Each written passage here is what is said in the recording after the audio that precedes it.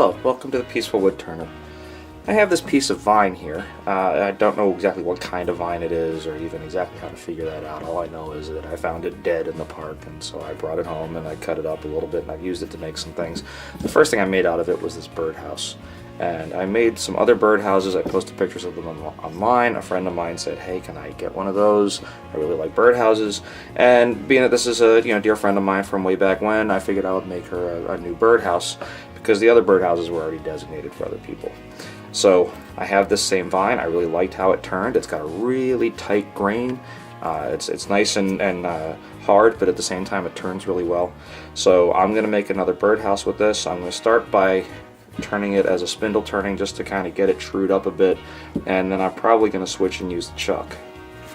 So I've got my spur drive, and now I'm going to get it on the lathe. Okay, I've got it on the lathe and I'm pretty much set. I'm going to start with my rough and gouge. Just to let you know, I did switch up some of my safety equipment, so I have a different helmet and face shield on now than I've had before, because I'm starting to get into some heavier pieces, and if they fly off the lathe I really need more protection. So my voice may sound a little funny. This is my first time making a video with all this stuff on, and I'm going to have to see how it goes, maybe work on some editing, maybe come up with some new mic techniques and all that kind of thing. So I apologize if I sound a little funny, but I'm going to start by turning this down with a rough and gouge, and I'm going to go at about 900 RPM.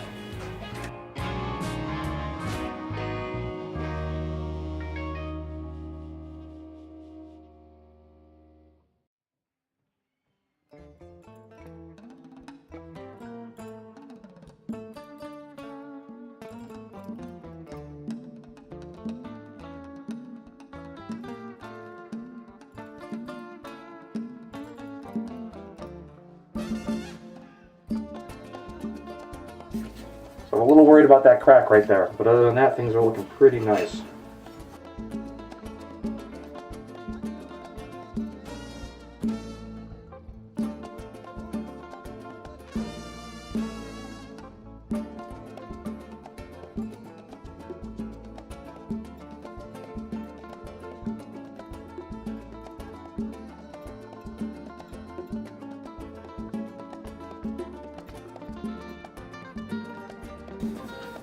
Alright, it's round.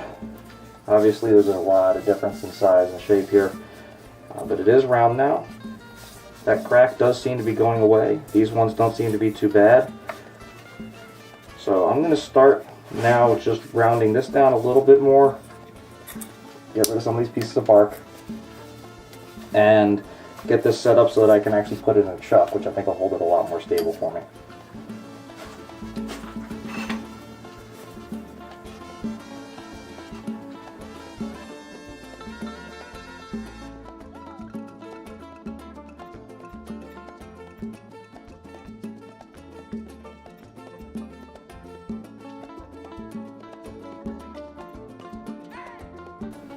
I didn't show you this part, but I just parted off the end so that it will be straight as it goes into the chuck.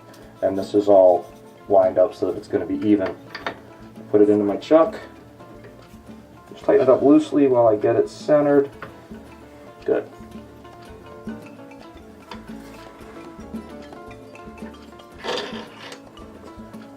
I'm still new to the chuck thing, so I'm still getting the hang of how tight it needs to be, how it should feel.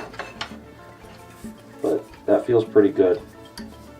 And this looks like it's almost shaping itself. We're going for this kind of mushroom head thing, and that's going to come down real nicely right in here. So I almost just have to thin this out a little bit and then just part this down, shape this down, and it'll come off pretty nice. But easier said than done, right? Alright, I'm going to start with my spindle gouge. I'm just really comfortable with that, and this wood's a little harder than some of the stuff I've done with the skew, so I want to start off with the spindle gouge. And I'm going to go at about 1200 RPM.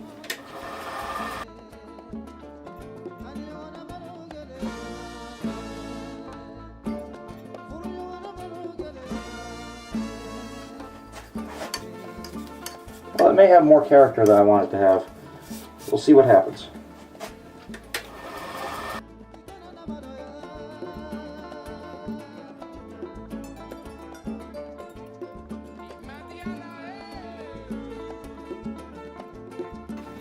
I'm just going to thin this down a little bit, bring it in here, and we'll end up getting rid of this part.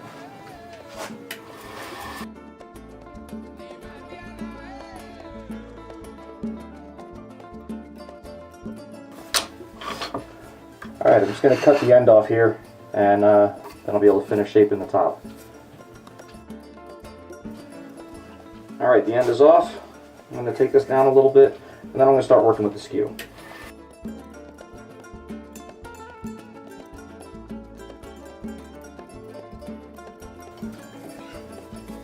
So it looks pretty good. Need to bring this in so that it's more straight, less of a curve right here, not making a rocket ship. And smooth this down a little bit, see if I can get rid of a little bit of this character.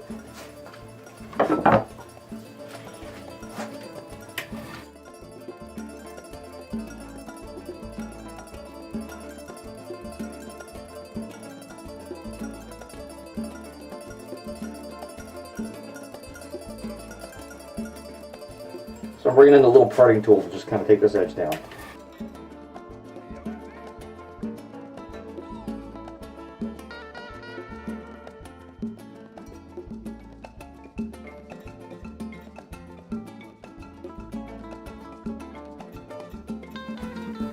Alright, that's a bit straighter. Obviously, a lot of this stuff here is going to run kind of deep, so we'll see how we do. I'm going to just try to smooth this out a little bit more, and as you can see, we kind of have a curve here. I want to see if I can straighten that a bit, which means being a little heavier here and a lot lighter here.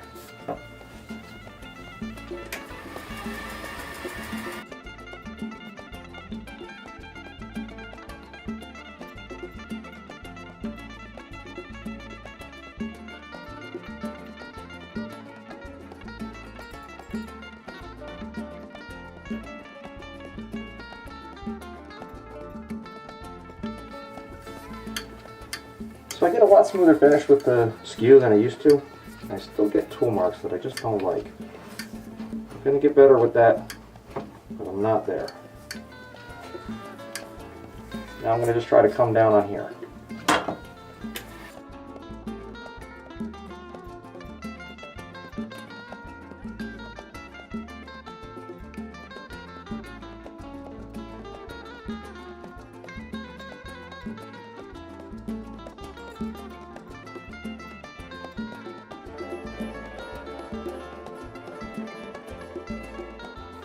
Well, I don't know if that's going to be a finished product that my friend's going to like, but I'm liking it so far. It's time now to hit it with some sandpaper. Okay, not paper, sponge. It's a 120 grit sanding sponge. I'm going to go on about 500 RPM.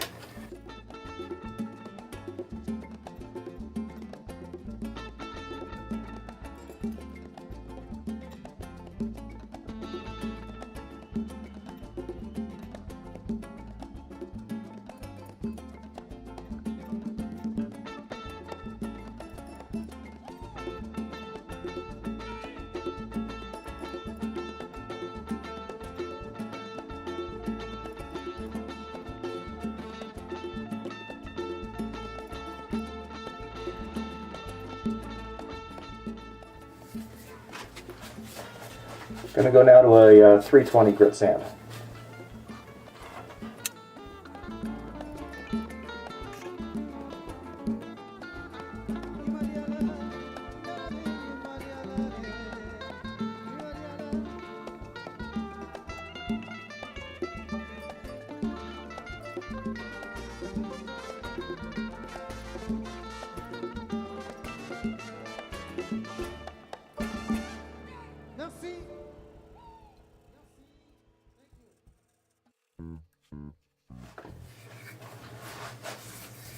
Alright, that feels really nice. I'm going to go to a higher grit wet sanding.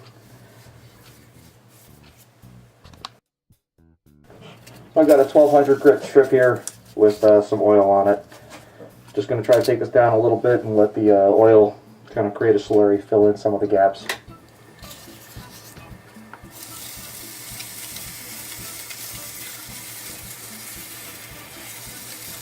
The other thing I like about doing this with the oil is that it really shows me where my high and low spots are that I wasn't already seeing. You see those lines I'm getting right there? That tells you right off the bat where you're missing.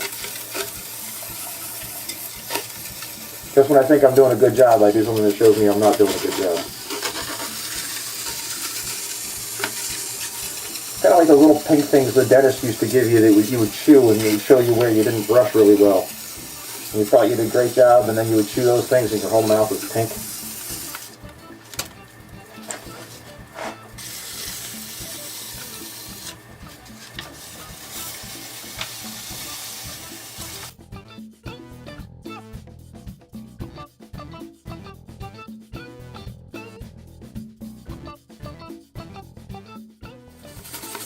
All right. I'm going to wipe that down, get some of the excess off, and we'll start looking at a finish. So I reset the camera angle a little bit, obviously.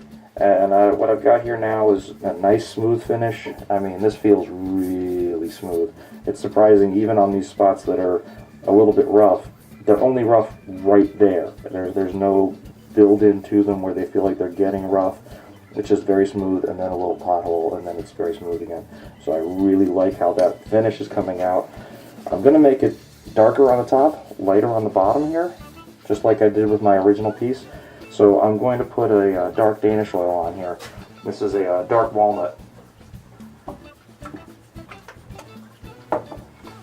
So I've got it on my cloth here, and I'm just going to work it in.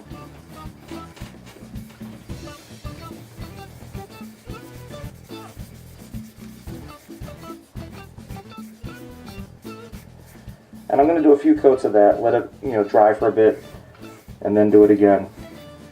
And then I'll put a final finish on the whole piece, so I should have a darker top and a lighter bottom.